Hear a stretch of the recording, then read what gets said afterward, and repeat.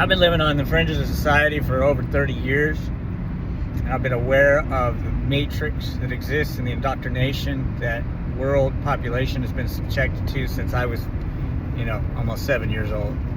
And that's really shaped my perspective on what I see with these polarized kind of movement group efforts. One, for example, might be feminism. This movement's possibly a couple thousand years old, depending on how you define it and look at it, with including some of the early isolated women who were, early philosophers and thought leaders who argued that women should be given access to education, to equal voting rights, to autonomy over their decisions and their bodies, and reproductive rights.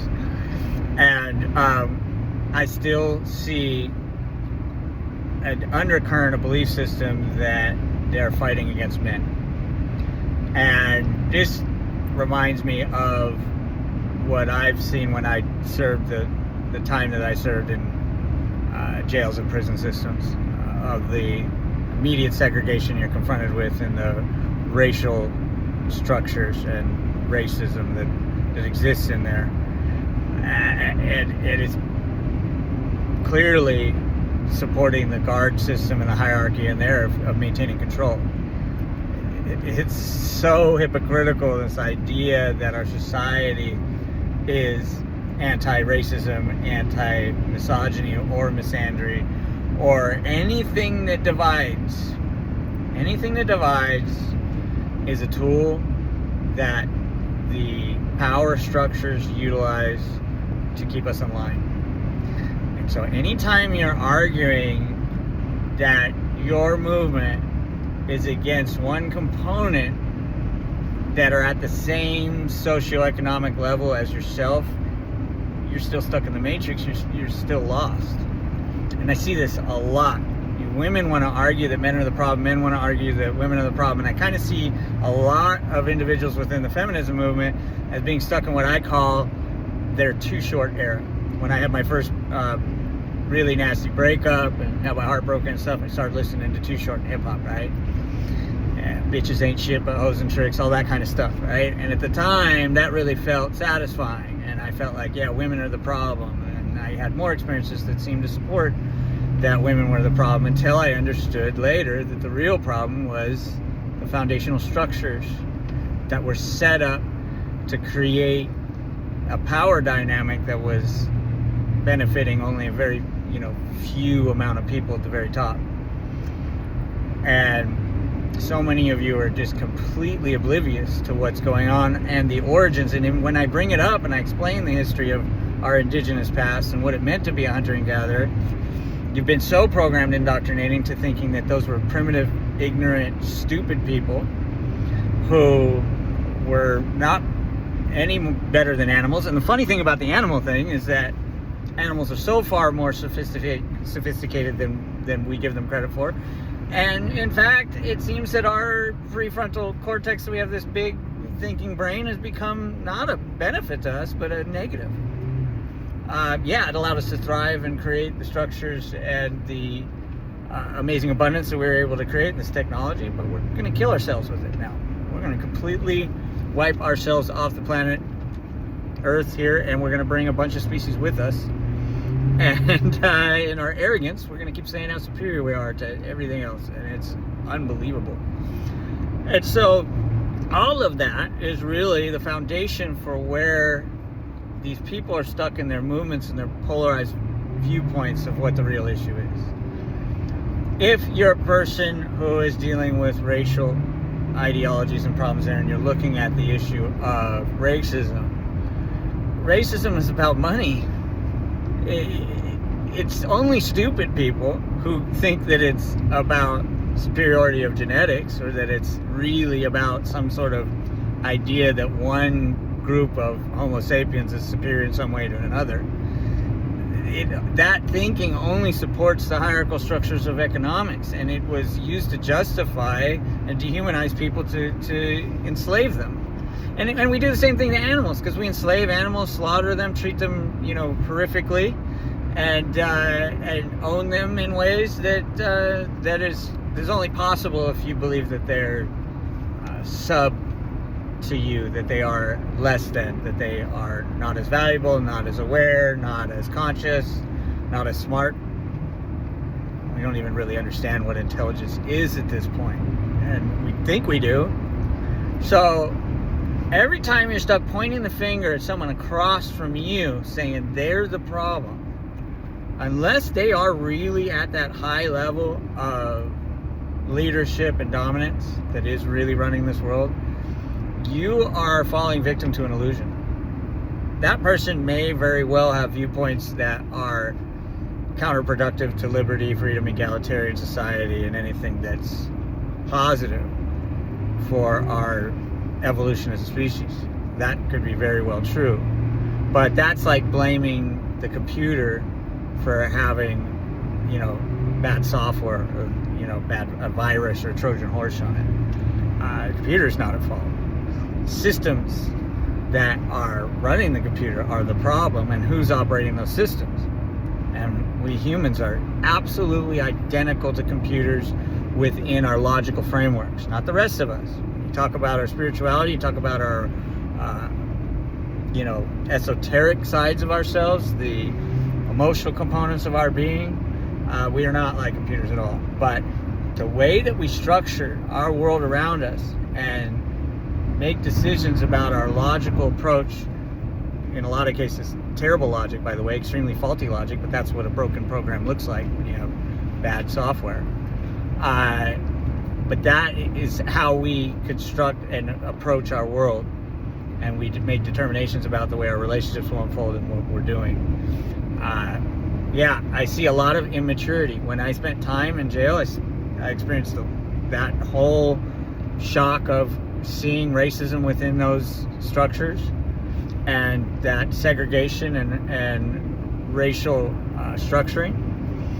And those people in there will fight, die, and go to extreme lengths to maintain that structure that is supporting the guards, it's supporting their captors. It's insane. And this emerges into almost a Stockholm syndrome of, you can see people wanting to defend and support billionaires and these people at the very top class, and not understanding that they're supporting their own scarcity. It's insanity how dumb we are. We are dumb. And I mean that from a Homo sapiens species level perspective. At an average base, we're dumb. And I don't know that we're going to find our way out of this. And a lot of you out there who are just pushing hard in these movements and pointing the finger at people across from you that are at the same socioeconomic status as you, it's also just dumb. And it won't change a damn thing. You have to get outside of the entire framework and start to see it completely outside of that container that you're stuck in. And that is what the Matrix is. We did not evolve to live this way. Evolution is extremely important. If you are strictly creationism religious, I'm not even speaking to you. I'm not even wasting my time. But if you have any sense at all, rational thinking about how life has formed, and that it doesn't counter any spiritual arguments that we can have, spirituality is not immediately eliminated by the acceptance and adoption of evolution as a starting point for life at all. But once you look at it through that lens and you realize what is natural for a species, and you get into sociological aspects of what actually moves a species, you start to realize our whole thinking is completely off. Our whole thinking is off about criminal justice. Our whole thinking is off about dating and sexual interaction. Our whole thinking is off about substance use and chemical tools. Our whole thinking is off about all of that stuff, because you're still trying to fit it within the framework of the container that we were given, that keeps us stuck here, while the very, very tiny 0.01% live like gods, as they always have, going back to the time of the Egyptian pharaohs and before. And we're still doing it, and they've gotten better at it after many thousands of years. They're even better at game of manipulation, indoctrination, programming. That's what's going on.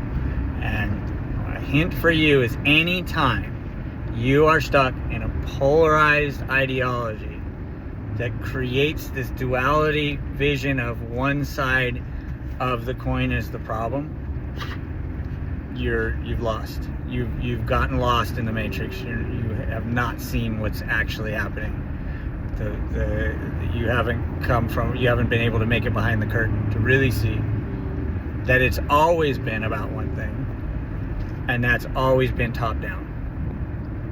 So yeah, I'm very rarely impressed with people's perspectives on these issues, because they're usually pointing to people that are on equal ground to themselves, maybe a little bit superior to them, but looking at it like that opposite side of the coin is the real issue, instead of realizing the actual structure, the container in which the game is being played is the real problem. And I don't see a lot of people being willing to listen to that at all. Nobody wants to hear it. Everyone wants to feel good about their position and feel some sense of control and power in their perspective. I had a guy say to me in a post that, comment post, that drug dealers should be given the death penalty.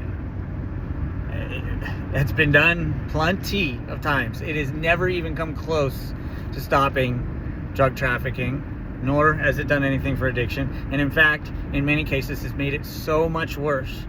And then it includes on top of that civil rights and humanitarian disasters. So but no, this guy feels good about, if you actually follow through and kill people for drug dealing, that'll do the trick.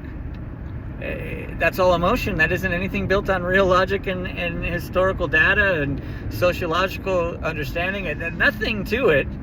And they did the same thing. People have this great feeling about what happened in Idaho with them instituting firing squad for pedophiles. Not going to do a damn thing. Going to make it more attractive to some people, by the way, because it becomes more taboo. Same thing that in a different way, but economically, is what happens with the drug dealing argument. You start killing people and giving them death penalty and life sentences for drugs. You just make those drugs worth more money. They become more sought after. They become scarce. The economic equation of supply and demand immediately applies, and people will die for money. And anyone who says that money's not worth dying for has never experienced poverty. You've never experienced true hardship. You've never experienced what it's like to be completely without money in a world where you cannot live as a hunter and gatherer. You cannot do it anymore, guys. And even if you wanted to, what skills do you have that you'd be able to pull that off? So, 50 Cent didn't say get rich or make lemons out of lemonade. He said get rich or die trying, for a fucking reason. So it's just so much ignorance and not really seeing the bigger picture, the true satellite view of what's going on, and the indoctrination and programming that is affecting every level of our lives. And extremely frustrating for me, because I see it so crystal clear. And I'm not saying I have all the answers. I'm not saying I know it all. But I see some things very, very clearly. And there's not a lot of impressive arguments out there. Every time you're polarized in your viewpoint, that it's red versus blue, black versus white, female versus male, etc., I'm immediately unimpressed. Simple as that.